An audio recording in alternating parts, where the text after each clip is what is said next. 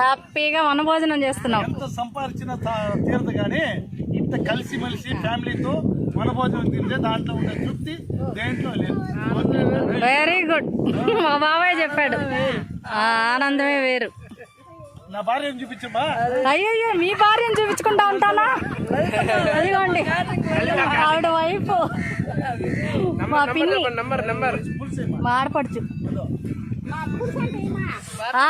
వేస్తున్నా. అప్పుడు మెట్లు తింటా ఉంది. పట్టండి బాబాయ్. ఎవరు? వేస్తున్నా.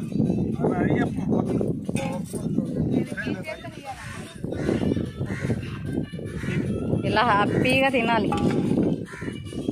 బాగుంటుంది. టేస్ట్ కూడా బాగుంటుంది. ఇలా వేసుకుంటే అందరూ కలిసి తింటుంటే ఆ టేస్ట్ కూడా బాగుంటుంది.